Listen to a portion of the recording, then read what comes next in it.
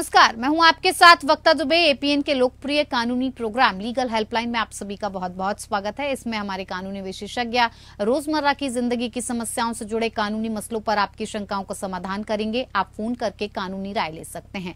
आज हम family law या पारिवारिक विधि के बारे में बात करेंगे। भारतीय लोकतांत्रिक परंपरा के तहत सभी नागरिकों को उनके धार्मिक और जातिगत रीति रिवाजों और परंपराओं के अनुसार अपने व्यक्तिगत मामलों को नियमित करने की आजादी दी गई है। विवाह, तलाक, भरण पोषण, उत्तराधिकार, दत्तक ग्रहण से संबंधित मामलों पर बकायदा धर्म और परंपरा से जुड़े कानून बनाए गए हैं। पारिवारिक विधि यानी कि धर्म, परिवार, रीति रिवाज से संबंधित विधि से है। ये परिवार पर लागू होता है। ये समाज का एक रूप है। पारिवारिक न्यायालय में विवाह आता है। विवाह संबंधी सभी बातें इसमें आती हैं, जैसे विवाह करना, तलाक लेना, बच्चा गोद लेना, बच्चे को हिस्सा देना और बच्चों का संरक्षण आदि सभी इसमें आते हैं। अगर परिवार का कोई सदस्य की मौत हो जाती है तो संपत्ति कैसे बटेगी, कितना हिस्सा होगा, किसको कितना हिस्सा मिलेगा, ये सब पारिवारिक विधि के अंतर्गत आता है। सभी के पारिवारिक विधि अलग अलग होती हैं। सभी धर्म के पारिवारिक विधि अलग अलग होते हैं और इसका निपटारा पारिवारिक न्यायालय में होता है। तो ये तो थी फैमिली लॉ से जुड़ी कुछ बुनियादी जानकारी। ज्यादा जानकारी और सलाह देने के लिए हमारे साथ हैं कानूनी विशेषज्ञ ऋषिपाल जी। ऋषिपाल जी, आपका बहुत बहुत स्वागत है कार्यक्रम में। तो आप फैमिली लॉ से जुड़ी तमाम कानूनी पहलुओं की जानकारी ऋषिपाल जी से ले सकते हैं। अगर आपका कोई सवाल है तो आप फोन करके राय ले सकते हैं। फोन लाइंस खुल चुकी हैं। एक बार आपको विषय की जानकारी फिर से दे देते हैं। पारिवारिक कानून से जुड़ी जानकारी के लिए आप कानूनी सहायता के लिए जो आपकी टीवी स्क्रीन पर नंबर फ्लैश हो रहे हैं, इन नंबर्स पर आप कॉल कर सकते हैं और कानूनी सहायता हमारे कानूनी विशेषज्ञ के साथ जुड़कर ले सकते हैं। नंबर्स हैं 012061279337 और एक और नंबर आप टीवी स्क्रीन पर देख पा रहे होंगे 012061279338। इन नंबर्स पर आप कॉल कीजिए और पारिवारिक कानून से जुड़ी कानूनी जानकारी हासिल कीजिए। तो चलिए कार्यक्रम की शुरुआत करते हैं और सबसे पहले ऋषिपाल जी आपसे यही जानना चाहेंगे कि पारिवारिक कानून यानी कि पारिवारिक विधि की परिभाषा क्या है, पारिवारिक कानून की जरूरत क्यों है? देखिए, लगता है जो पारिवारिक कानून है जिसको फैमिली कोड एक्ट बोलते हैं और फैमिली कोड लॉ भी जो है फैमिली कोड का एस्टेब्लिशमेंट है, ये अपने आप में बहुत इम्पोर्टेंट है। बहुत समय से बहुत सारी जो एनजीओ हैं और बहुत सारे समाज के जो सेक्शन हैं वो हमेशा से कोशिश कर रहे थे जो पारिवारिक मामले हैं वो बहुत लंबे चलते हैं और उनके अंदर क्या है बहुत जल्दी इससे संस्कृति नहीं होती जितने होने चाहिए। तो इन सारी बातों को जहाँ कहीं और बहुत सारे मुझे बहुत लंबे समय से जो है लंबित थे और बहुत बार मामले लंबित होने की तो बहुत ज्यादा एक्सपेंसिव भी जाते हैं। तो ऐसी स्थिति में सारी बातों को निपटारा करने के लिए और ये सारे मसले जो परिवार से संबंधित हैं सारे मसले को एक साथ लाने के लिए एक पारिवारिक न्यायालय, पारिवारिक जो फैमिली कोड एक्ट जो है बनाया गया और उसके लिए एस्टैब्लिश किया गया कि ये फैमिली कोड एक्ट जो है फैमिली से रिलेटेड जितने भी मसले हैं वो सारे के सारे फैमिली कोड के अंदर चलाए जाएंगे। सबसे बड़ी बात है जो फैमिली कोड की जो एक्ट होगा और फैमिली कोड जो चलाया जाएगा उसमें जो हमारे जो प्रॉपर तरीके से सिविल कोर्ट होता है या और व्यवस्था होती है उससे रिलैक्सेशन लेकर कोशिश की जाएगी तो मसले जो है सेटलमेंट के द्वारा जो है हमें कंसिलेशन वो लोगों को समझाया जाए और अगर परिवार जीत सकता है तो जीत सकता है और उनको जोड़े और अगर वो ऐसी मुश्किल है तो फिर इसका निपटारा कोशिश की जाए कि इसका निपटारा सेटलमेंट से हो जाए। और इसके अलावा बहुत सारे ऐसे मसले होते हैं जिसके अंदर गार्जियनशिप से रिलेटेड मसला है और बहुत सारे मसले जिसमें काउंसलिंग बहुत इंपॉर्टेंट है। बच्चे भी काउंसलर विधि में तो सिविल कोर्ट में जाते हैं तो सिविल कोर्ट की विधि शायद उतना ज्यादा उस प्रक्रिया से नहीं गुजरती है। फैमिली कोर्ट में आप जाएंगे विशेष तौर पर हर फैमिली कोर्ट के पास एक काउंसलर्स होते हैं। इसके जो काउंसलर्स होते हैं जो कोशिश करते हैं पार्टी को काउंसलिंग करके और इनको एक सेटलमेंट पे लाने की कोशिश करते हैं। यही अपने आप में जो फैमिली कोड एक्ट है उसकी सबसे बड़ी खूबसूरती। जी बिल्कुल ऋषिपाल जी, जिस हिसाब से आपने समझाया हमारे दर्शकों को जाहिर सी तौर पर उन्हें समझ आया होगा। ऋषिपाल जी, आपसे ये भी जानना चाहेंगे कि फैमिली लॉ या परिवार से जुड़े कानून क्या धार्मिक ग्रंथों पर आधारित होते हैं? अगर हाँ तो फिर क्यों? देखिए, लगता है अगर हम परंपरागत कोर्ट की बात करते हैं जिन कोर्ट को हम देख रहे हैं ये जो ब्रिटिश व्यवस्था है जो ऐसे कोर्ट स्टैब्लिश हुए इनसे पहले जो जितनी भी हमारी कानून की जो व्यवस्थाएं थी वो कहीं ना कहीं जो हमारे ग्रंथ थे, कहीं ना कहीं हमारी जो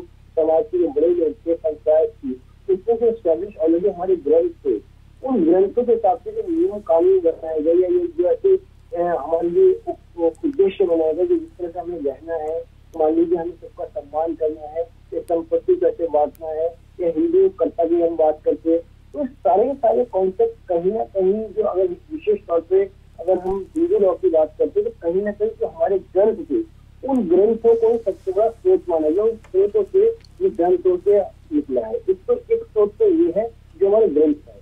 दूसरा आधुनिक स्रोत है, जिसको हम अगर ब्रिटिश लॉ भी बोलते हैं, इक्वालिटी की बात करते हैं, नेचुरल जस्टिस की बात करते हैं, और इक्वालिटी बिफोर लॉ की बात करते हैं।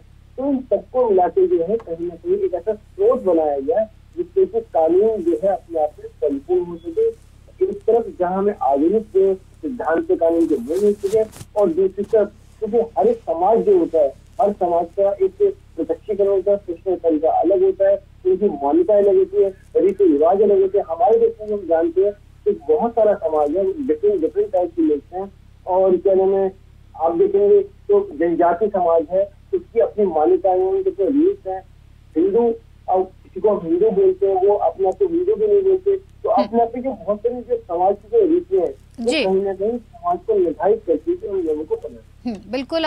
ऋषिपाल जी हमारे साथ इसी पर चर्चा के लिए, इसी पर बातचीत के हमारे साथ एक कॉलर जुड़ गए हैं, आशु, महाराष्ट्र, पुणे से। आशु, क्या कुछ आपका सवाल है इस मुद्दे से जुड़ा हुआ? आप अपना सवाल पूछ सकते हैं। जी ma'am, good evening sir. Hello. जी, आवाज आ रही है, आशु कहिए। जी मैम, मुझे ये पूछना था, ये जो फैमिली कोर्ट के जो मैटर होते हैं फैमिली लॉ से रिलेटेड, इसमें हम केस फाइल कैसे करते हैं, और इसमें जरूरी है कि कोई एडवोकेट ही केस फाइल करे? जी, आशु का पूछना है कि जो फैमिली कोर्ट्स में मामले होते हैं, केस होते हैं, उन्हें कैसे फाइल किया जाता है, और क्या इसके लिए जरूरी है कि किसी वकील के द्वारा ही इसे किया जा सकता है? क्या खुद से इसकी प्रोसेस नहीं की जा सकती? सबसे पहले फैमिली कोर्ट एक्ट आया था, तो उसमें प्रावधान ऐसा था कि जो एडवोकेट की आवश्यकता से बहुत सीमित कर दिया गया था, और उसमें बल्कि एडवोकेट की जगह एडवोकेट फील्ड रखा गया था। तो ये जो व्यवस्था है वो एडवोकेट फील्ड करेंगे, और परंपरागत रूप से जो है एडवोकेट फील्ड करेगी। लेकिन कुछ समय के बाद दिल्ली के बाद जहाँ भी हम देखते हैं, सभी केस में ऐसा महसूस हुआ कि बिना एडवोकेट की सहायता से ये व्यवस्था नहीं चल सकती। दूसरी बात, जो फैमिली कोर्ट का जो मसला होता है, फैमिली कोर्ट में जो पिटिशन होती है, वो भी किसी के दबाव में होता है। तो ऐसी स्थिति में जो पिटिशन बनती है, अगर मान लीजिए यूपी में है या कहीं और है, वहाँ की क्षेत्रीय भाषा में हो सकती है, लेकिन जो यहाँ पे कानूनी जो पहलू होती है, मान लीजिए किसी कोई फैक्ट है, कोई बात है, उसको आप एडमिट करते हैं, डिनाई करते हैं, तो बेहतर होता है कि आप किसी कानूनी विशेषज्ञ को, जिसको हम एडवोकेट बोलते हैं, उससे आप पूछ लें और पिटिशन को उसके द्वारा बढ़ा लें, जिससे उसमें कहीं कोई त्रुटि ना हो जाए और कहीं कोई खराबी ना आ जाए, क्योंकि आपको मतलब उसमें कहीं आपको न्याय मिल सके। लेकिन अब जो व्यवस्था है वो बिना एडवोकेट से हम देखते हैं, ये व्यवस्था बिना एडवोकेट के सुचारू रूप से नहीं चल रही है। वो कोशिश लेकिन एडवोकेट की यही रहती है कि जितने फैमिली मैटर हो वो सेटलमेंट के द्वारा निर्धारित है। बिल्कुल। आशु, आशा करते हैं कि आपको जो आपका सवाल था हमारे कानूनी विशेषज्ञ से, आपको जो उसका जवाब है वो बेहतर मिल पाया होगा, आपकी समस्या का समाधान हो पाया होगा। को पारिवारिक कानून से जुड़ी हुई कानूनी जानकारी उपलब्ध करा रहे हैं, और जिसके लिए हमारे साथ लगातार हमारे कानूनी विशेषज्ञ ऋषिपाल सिंह जी हमारे साथ बने हुए हैं। अगर आपका भी इससे जुड़ा हुआ कोई सवाल है या आप अपनी समस्याओं का समाधान करना चाहते हैं, तो आप टीवी स्क्रीन पर फ्लैश हो रहे नंबर्स पर कॉल कीजिए और हमारे कानूनी विशेषज्ञ से जुड़कर अपनी समस्याओं का समाधान पाइए। ऋषिपाल जी, फैमिली कोर्ट में किस तरह के मामले लाए जा सकते हैं? साथ ही साथ ये भी बताइएगा कि फैमिली कोर्ट एक्ट 1984 क्या कुछ है, क्या कुछ कहता है? देखिए, फैमिली कोर्ट एक्ट जो है वो विशेष तौर पर ऐसे मामले जो फैमिली से संबंधित है, और उसमें विशेष तौर पर ऐसे मामले जो वैवाहिक जीवन से संबंधित है। ऐसे मामले जिसमें तलाक है, या ये साबित करना है कि कोई मैरिज जो है उसके अंदर मैरिज कौन जिससे प्रभावित हुई, उसको नैतिक साबित करनी, या किसी व्यक्ति की गार्डियनशिप साबित करनी, या दो पति, या समझिए वैवाहिक रूप से जो भी मसले पति पत्नी के बीच में होते हैं, वो सारे मसले विशेष तौर पर मसले के अंदर अगर आप देखिए तो जो गुजारा मसला होता है, उसको मेंटेनेंस का मसला जो होता है वो भी इसके अंदर होता है। कंजुगल राइट होता है उनका जो, वो भी आप रेस्टिट्यूशन कंजुगल राइट के मैटर पर फाइल कर सकते हैं। और इसके अलावा जो डिवोर्स के जितने भी जो पैटर्न है, उन सब पैटर्न के अंदर जो है केस फाइल किया जा सकता है। और इसके अलावा जो गार्डियनशिप है, गार्डियनशिप के अलावा और मेंटेनेंस के और प्रोविजन है। इसके अंदर बहू जो है, एक वीडियो है, अगर वीडियो अपना मेंटेनेंस का खर्चा चाहती है तो वो अपने फादर लॉ से मेंटेनेंस का खर्चा ले सकती है। तो विशेष तौर पर जो वैवाहिक संबंधित जितने मसले होते हैं वो सारे के सारे फैमिली कोर्ट में लाए गए। तो आपने कहा क्यों लाया गया? विशेष तौर पर सब प्रोविजन जो प्रायोजन है वो यही है कि जो फैमिली कोर्ट के, जो फैमिली से संबंधित जो मसले हैं उन मसलों का सुचारू रूप से, शांति से, सीधी तरीके से, कम खर्चे में जो है उनका समाधान हो सके और एक एक्सपीरियंस जज है इस मसले को देख सके। इसलिए विशेष तौर पर फैमिली कोर्ट एक्ट लाया। बिल्कुल। ऋषिपाल जी, ये भी बताइए, क्योंकि ऐसे केसेस हम लगातार आए दिन देखते रहते हैं, जो कि जानना जनता के लिए बहुत जरूरी हो जाता है, एक आम इंसान को जानना बहुत जरूरी हो जाता है कि क्या फैमिली कोर्ट में एक्स्ट्रा मैरिटल अफेयर्स और घरेलू हिंसा के मामलों की सुनवाई हो सकती है? देखिए, एक्स्ट्रा मैरिटल अफेयर इसको बोलते हैं। अगर एक्स्ट्रा मैरिटल अफेयर से तो कहीं कोई डिफिनेशन कोर्ट में नहीं है या आईपीसी में नहीं है, लेकिन हम डोमेस्टिक वायलेंस के केस की बात करते हैं या अगर मान लीजिए बाइजेंडर केस की बात करते हैं या अडल्ट की बात करते हैं, ये सारे के सारे जो एस्पेक्ट हैं, अगर इनमें आप चाहते हैं दूसरी पार्टी को इसके मामले में सजा मिले तो नेचुरली ये सारी के सारे जो आपकी जो ये रिलीफ है, ये सारे के सारे क्रिमिनल रिलीफ है। जो क्रिमिनल रिलीफ कहते हैं कि डोमेस्टिक वायलेंस का रिलीफ है, सारे के सारे डोमेस्टिक वायलेंस जो एक्ट है वो सिविल एक्ट है, लेकिन उसका प्रोसीजर जो है वो क्रिमिनल है। ऐसे आप चाहते हैं बाइजेंडर को सजा मिले तो आप क्या चाहते हैं, उसका प्रोसीजर क्या है, क्रिमिनल है। तो क्रिमिनल एक्ट से रिलेटेड जितने मैटर होते हैं वो सारे के सारे फैमिली कोर्ट में नहीं आते, क्योंकि फैमिली कोर्ट जो है सिविल कोर्ट है, दीवानी कोर्ट है, किसी से गवर्न होता है, इसलिए उसके लिए आपको मैजिस्ट्रेट के पास। बिल्कुल। ऋषिपाल जी, यदि विवाह भंग हो गया है, यानी कि अगर जो कपल है वो साथ नहीं रह रहा है, उनका तलाक हो गया है, वो अलग हो चुके हैं, तो क्या इससे संबंधित जो मामले हैं उनकी सुनवाई पारिवारिक न्यायालयों में की जा सकती है? जैसे डिवोर्स के बाद जब घरेलू हिंसा होती है, मारपीट होती है और कई तरीके के इल्जाम जब लगाए जाते हैं, तो उसके लिए लड़की हो या लड़के की तरफ से, किसी भी तरफ से जब शिकायत की जाती है, तो क्या ऐसे मामले पारिवारिक कोर्ट में पहुंचते हैं?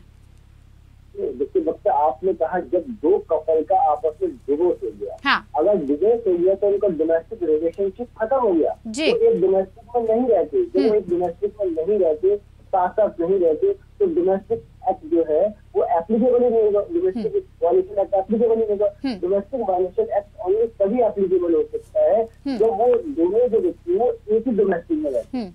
तो ये मैटर जो उसके बाद फैमिली कोर्ट में नहीं चल सकता। फिर भी अगर कोई मैटर आपको ऐसा लगता है जिसमें फिर भी डोमेस्टिक वायलेंस हो रही है और वजह से हो रही है, तो उसके लिए फैमिली कोर्ट में, मैजिस्ट्रेट कोर्ट के अंदर डोमेस्टिक वायलेंस की कंप्लेंट जो है वो महिला को फाइल करेगी। जी ऋषिपाल जी, सुप्रीम कोर्ट ने कहा है कि फैमिली कोर्ट भारतीय दंड संहिता के तहत विभिन्न अपराधों के लिए दर्ज आपराधिक शिकायत का निस्तारण नहीं कर सकती है। ये फैसला क्या है, इसके बारे में जरा समझाइए। देखिए, जो जैसे वक्ता मैंने आपको पहले बताया कि ये जितने भी आपने आपराधिक दंड संहिता से संबंधित जितने मसले हैं, ये सारे के सारे क्रिमिनल प्रोसीजर के द्वारा, सीआरपीसी के द्वारा गवर्न होते हैं और फैमिली कोर्ट जो होती है वो किसी से गवर्न होती है, यानी वो दीवानी जो संहिता है उससे गवर्न होती है। फैमिली कोर्ट को दीवानी कोर्ट माने सिविल कोर्ट माना जाता है और फैमिली कोर्ट के ऊपर वो सारी पावर होती है कि सिविल डिस्ट्रिक्ट जज के पास, सीनियर सिविल जज के पास जो पावर होती है वो सारी की सारी पावर का जुडिशन जो है उस कोर्ट के पास होता है।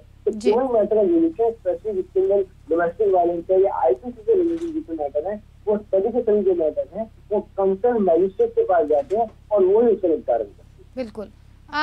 कई केसेस में हम देखते हैं कि विदेशों के केसेस भी सामने आते हैं ऋषिपाल जी। ऐसे में अगर विदेश में शादी हुई है, तलाक अगर विदेश में हुआ है या फिर संपत्ति समझौते से जुड़ा हुआ कोई मामला है, तो ऐसे में वो भारत में कैसे लागू होगा, कैसे उसे लागू किया जा सकता है?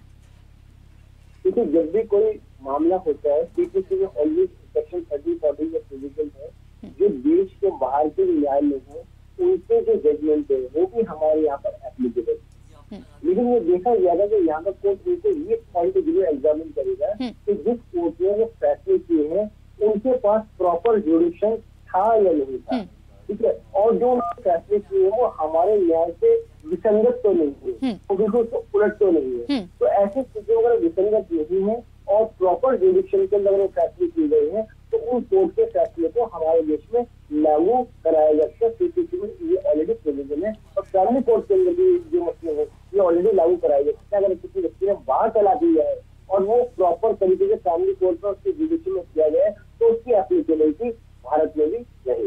बिल्कुल ऋषिपाल जी, जिस हिसाब से आपने फैमिली कोर्ट से जुड़े कानूनी अधिकारों को, कानूनी जानकारी को हमारे दर्शकों को समझा, उसके लिए आपका बहुत बहुत धन्यवाद। तो फिलहाल लीगल हेल्पलाइन में मेरे साथ इतना ही। नमस्कार।